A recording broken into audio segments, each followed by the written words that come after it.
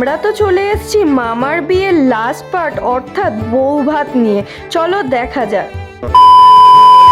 আমরা তো সেজে গুজে চলে গেছিলাম বঙ্কিম পাঠাগারে।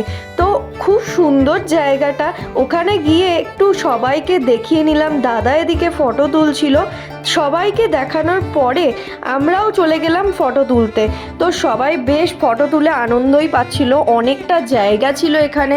আর এই ফার্স্ট টাইম আমরা এই ভেন্যুতে এলাম, খুব ভালো লাগলো দেখতে। বাবা তো এত ফটো তুলছে, আর আমাদের ফটোগ্রাফারই তো পার্সোনাল ফটোগ্রাফার, মানে আমাদের দাদা। তো আমি আর মাও একটু ফটো তুলে নিলাম, খুব সুন্দর লাগছিল দিনটা, আর খুব আনন্দ করে কাটিয়েছি দিনটা। তো আমাদের ফটো তুলতে তুলতে তো দাদা হাঁপিয়ে গিয়ে আমাদের হাতেই ক্যামেরা ধরিয়ে দিয়েছে, বলেছে তোরাই ফটো তোল।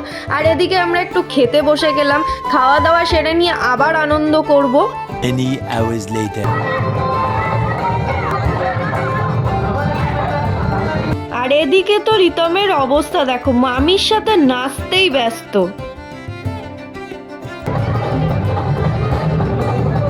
সবাই মিলে এই টাইমটা খুব আনন্দ করেছি। আর এদিকে বৌমা শাশুড়ি দুজন মিলে নাচছে, দেখো এত ভালো লাগছে দেখতে এই সিনটা। তো খাওয়া দাওয়ার পরে তো এই সিনটা দেখতে বেশ ভালো লাগছিল, সবাই মিলে নাচছিল, খুব মজা হচ্ছিল ওই দিনটা, খুব আনন্দ করেছি। আর সত্যি খুব ভালো লেগেছে সবাই মিলে এত আনন্দ।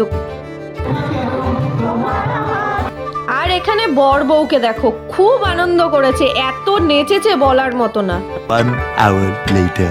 আর এবার আমরা চলে গেলাম ফাইনালি বাড়িতে। আমরা তো ঘর সাজিয়ে রেখেই গেছিলাম, আর খুব ইচ্ছা ছিল যে ওরা ঢুকবে আর ওপর থেকে ফুল ফেলা হবে। তো আমাদের প্ল্যান তো সাকসেসফুল, দেখেই নিলে। আর ঘরটাও তোমরা দেখে নাও, খুব অল্প সময়ের মধ্যে সাজিয়েছি, কেমন লাগলো তোমরাও জানিও।